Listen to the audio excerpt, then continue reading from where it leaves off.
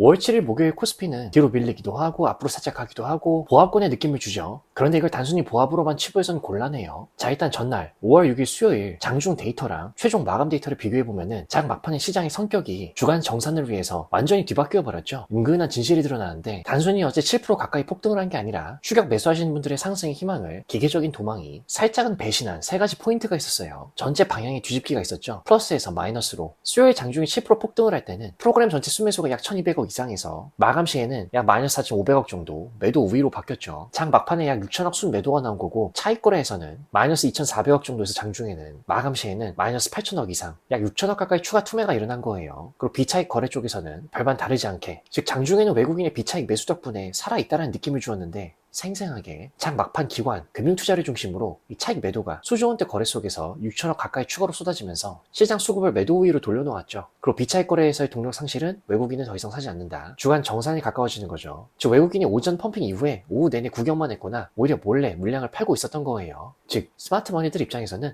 패턴 안 벗어날래. 주 초에 띄우고 주 후반에 정산하는 똑같은 패턴으로 가자. 그래서 이 장중 마감 데이터가 오늘 5월 7일 목요일 프로그램 매매 데이터에서도 그대로 이어졌는데 5월 6일 수요일에는 브레이크 페달에 어느 정도 발을 올렸다 이 정도였으면은 오늘 5월 7일 목요일에는 이제 브레이크를 꽉 밟은 정도의 수준이에요. 일단 지금 장중이지만은 약 마이너스 5.6조 원의 투매가 일어났죠. 프로그램 비차익거래 순매수가 지금 계속 마이너스 6조 원을 향해 가고 있어요. 솔직히 물량으로 봤을 때는 역대급인데 작년부터 올해까지 숫자들을 비교해놓고 보면은 3월 달에 케빈 워시 때만큼 그때만큼의 물량이 지금 꾸역꾸역 나오고 있어요. 그런데 지수는 보합권이죠. 신기하게도. 오히려 절대규모 물량으로 봤을 때에는 한 집 살림 다 털어먹고 나가는 그 정도의 물량인데 화차죠, 화차. 지난 한 달간에 유입된 프로그램 매수 잔량을 단 하루 만에 거의 다 비워냈어요. 그런데 재밌는 거는 지수가 박쥐돼 있죠, 지금. 코스피 현물도 그렇고 코스피 200 선물 차트도 그렇고 오히려 어제부터 상승했거나 살짝 밀렸거나 보합 왔다 갔다. 무서운 진실이 프로그램이 이렇게나 던지고 있는데 지수가 올랐다는 거는 보합권이라는 거는 어제 폭등을 보고 흥분하신 개인분들이 오늘 아침 스레드에서도 삼성전자, SK하이닉스 그래 이제라도 들어가야 돼 이런 글들이 엄청 많았죠. 이 6조 원에 가까운 역사적인 매도 폭탄을 온몸으로 다 받아들이신 거예요. 세력들이 지수를 특정 대형주로 붙들어 매놓고 이 바스켓 안에 수많은 종목을 개인분들에게 설거지 수준으로 떠넘기고 있는 거죠. 즉 언제나 그랬듯이 주 후반에는 사냥꾼이 숲을 불태우고 떠나고 있다. 재밌는 점은 원래 외국계 자본이 금요일에 많이 던졌는데 이번 주 금요일은 휴일이 아닌데도 금요일에 터질 패닉? 설마 그런 생각이 들지만은 어쨌든 목요일에 선제적으로 상당히 많은 금액을 회수한 거예요. 그리고 거래소 현물만 보더라도 주간 낚시가 마무리된 시점이죠. 5월 4일 월요일에 외국인이 코스피를 약 3조 9천억 원 사들였죠. 지수를 1000포인트 위로 강제로 끌어올렸었어요. 목요일 근데 오늘 장중에는 7조 원이 넘는 여기서도 기록적인 매도 폭탄을 쏟아내고 있죠. 역시나 주간 현물에서도 펌프앤덤프 그리고 선물 쪽에서는 플러스 1000계약 정도 현물을 7조 원이나 던지는 세력이 선물은 고작 1200계약 정도 지금 시장을 좋게 봐서 산다기보다는 현물 주식을 대량으로 팔 때 지수가 급락하면 본인들이 파는 가격이 낮아지니까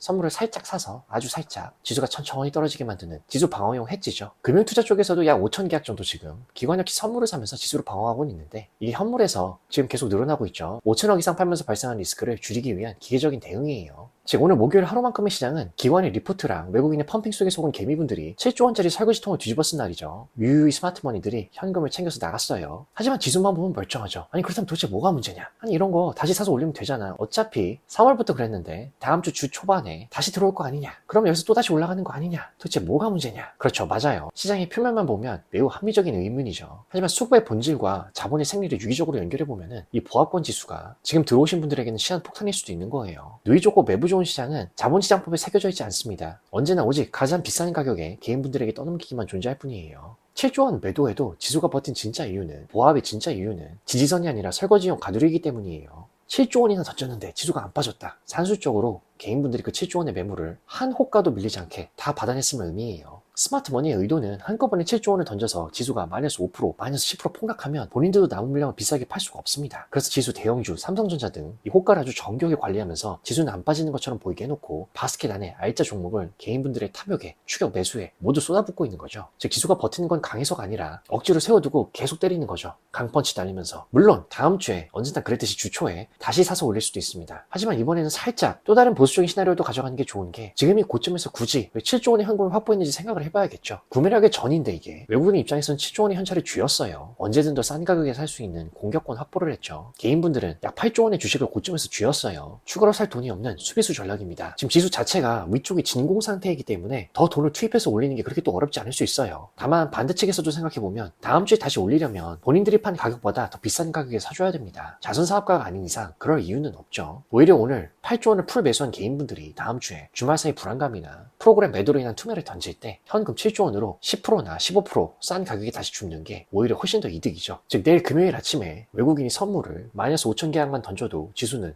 지지선 없이 무너질 수 있는 거예요. 그럼 또 개인분들이 패닉이죠. 오늘 안 빠지네 하고 들어오신 개인분들이 내일 금요일이나 설마 주초에 상승 패턴이 깨질까? 아직은 의문스럽지만 만약에 금요일이나 아니면 월요일 마이너스 2%만 봐도 속았다 하면서 꽉 쥐고 계시는 이 8조 원어치 매물을 또 시장이 던집니다. 그럼 다시 또 세력이 재매집하겠죠. 코스피 200 선물이 900이나 950, 코스피가 다시 7,000선 정도로 밀렸을 때 오늘 확보한 현금으로 이 7조 원으로 다시 유유히 쇼핑몰에 들어올 확률이 높은 거죠. 즉 지금 당장 오늘 목요일이나 금요일에 물을 타는 거는 스마트 머니가 현금을 확보하는 동안 내가 그분들의 설거지통을 들고 있어주는 거예요. 즉 3월부터 언제나 그랬듯이 주 후반에 물을 타는 것보다는 주 초반에 같이 물을 타는 게 짧게 끊어 먹으시는 분들 입장에서는 상당히 수익률이 높은 방정식인 거죠. 그리고 아마도 설마 이번에 이 패턴이 깨질까 그런 생각이 들지만은 금요일 하락 후 월요일 재차 상승 이 패턴이 물론 금요일 데이터가 나와봐야 알겠지만은 솔직히 기존 패턴이 반복되기에는 이번 7조 원의 무게가 생각보다는 상당히 무겁습니다. 패턴의 반복도 염두에 둬야겠지만 혹시나 패턴의 파괴 가능성에도 어느 정도는 가능성을 열어둬야 돼요. 즉 수급의 관성 측면에서 봤을 때 비차익 프로그램 매도가 하루 만에 5조 원 이상 나갔고 이 정도의 매도 압력은